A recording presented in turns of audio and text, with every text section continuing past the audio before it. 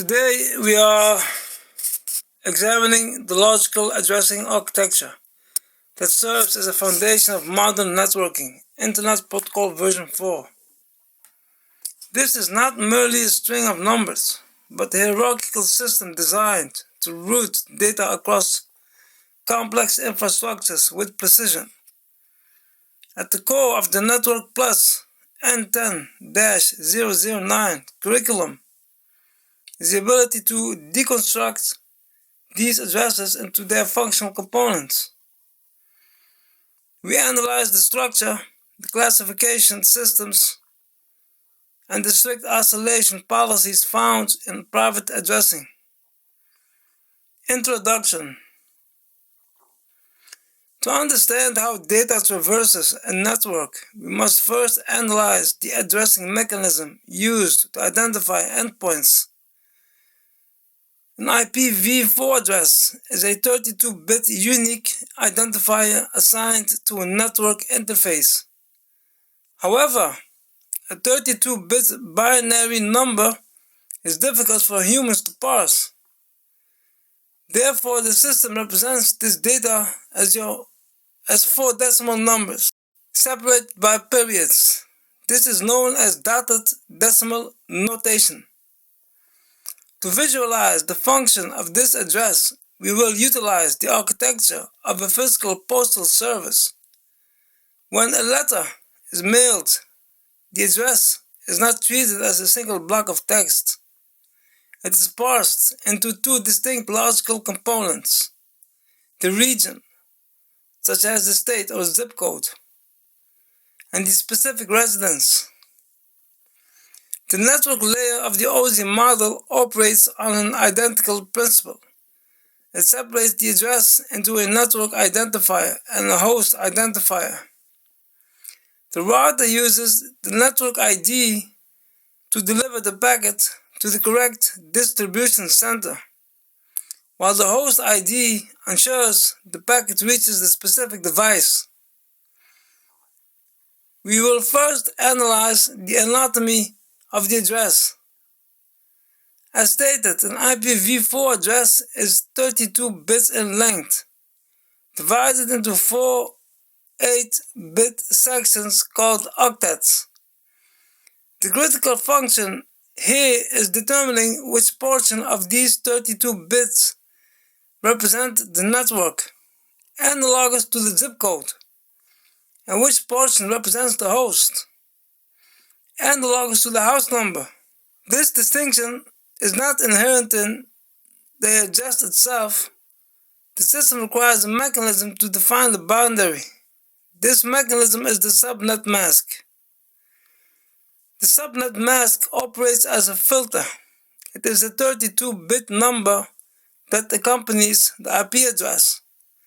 Everywhere subnet mask has a binary 1, that bit corresponds to the network ID. Everywhere there is a binary 0, that bit corresponds to the host ID. Consider a standard home network address 192.168.1.5 with a subnet mask of 255.255.255.0. The first 3 octets of the mask are all 255. In binary, this is all ones. This dictates that the first 3 octets of the address 192.168.1 constitute the network ID. This is the street name. Every device on this local link must share this exact identifier to communicate directly. The final octet of the mask is 0. This dictates that the final octet of the address, the 5, is the host ID. This is a house number. This component must be unique within the network segment. If 2 devices attempt to use the same host ID we encounter an IP conflict, rendering communication impossible for both nodes. Historically, the allocation of these addresses followed the rigid structure known as classful addressing, while modern routing utilizes classless interdomain routing, or CIDR. The Network Plus N10-009 exam requires fundamental understanding of the legacy class system to identify default configurations. We will analyze the three primary classes used for host assignment: Class A, Class B, and Class C. Class A addresses are designed for extremely large networks. They are identified by the first octet ranging from 1 to 126. The default architecture here assigns only the first octet to the network. This leaves 24 bits for host assignment, allowing for over 16 million devices on a single network. In our postal analogy, this is equivalent to having a zip code that covers an entire continent, with millions of house numbers available within it.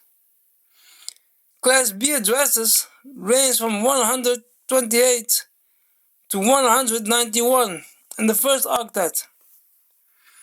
The architecture splits the address evenly.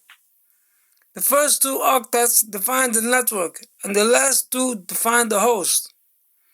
This structure supports moderate-sized networks, allowing for approximately 65,000 hosts. Class C addresses range from 192 to 223. This architecture prioritizes the number of networks over the number of hosts. The first three octets from the network ID, leaving only the final octet for the host.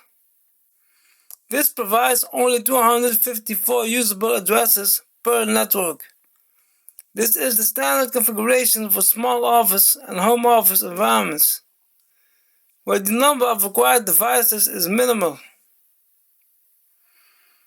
It is important to note the gap between Class A and Class B.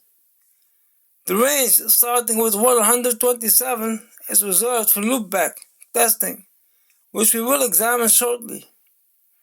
Section 3. Public versus Private Addressing, RFC 1918. Moving from classification to scope, we must distinguish between public and private addressing. The Internet operates on a strict policy of global uniqueness. A public IP address must be unique across the entire global Internet to function. However, the supply of IPv4 addresses is exhausted. To address this limitation, the engineering community implemented RFC 1918. This standard defines specific ranges of addresses reserved for private internal use. These addresses are not routable on the public Internet. If a core router on the Internet backbone receives a packet with the destination IP and a private range, it drops the packet immediately. This isolation is critical. It allows organizations to build internal networks without consuming public address space. We will analyze the three blocks reserved for this purpose. The 10.0.0.0 network. This is a single Class A network. It is often used in large enterprise environments that require extensive subnetting flexibility. The 172.16.0.0 through 172.31.255.255 range. This consists of 16 contiguous Class B networks. 3. The 192.168.0.0 range. This consists of 256 contiguous Class C networks. This is the most common range found in consumer hardware. Devices within these private networks can communicate with each other freely. However, to access the internet, they must have their private address translated to a public address by a router or firewall. This process is Network Address Translation, or NAT. Network Address Translation, NAT, allows the router to act as a singular public entry point for the entire private facility, similar to a corporate mailroom receiving mail for thousands of employees at one street address. To conclude our analysis of IPv4 types, we must examine two special case mechanisms, Loopback and APIPA. The loopback address, specifically the 127.0.0.0/8 block, is a virtual interface used for internal diagnostics. The most common address is 127.0.0.1. Traffic sent to this address never leaves the device. It is internally routed back to the source.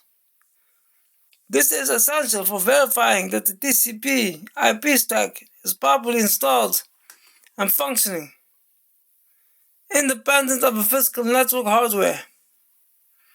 Secondly, we have APIPA, or Automatic Private IP Addressing. This operates on the 169.254.0.0/16 range. This mechanism activates when a device is configured to request an IP address automatically via DHCP, Dynamic Host Configuration Protocol, but fails to contact a server.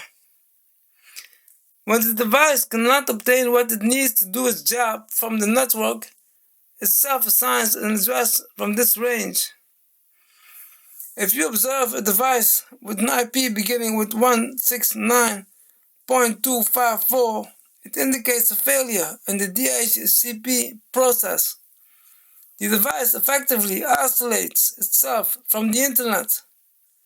Though it may still communicate with other devices on the same local segment, they have also failed over to APIPA.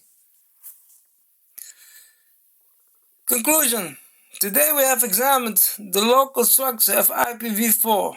We analyzed the binary segmentation of network and host IDs, the legacy classable system, and the critical distinction between public and private addressing spaces defined in RFC 1918.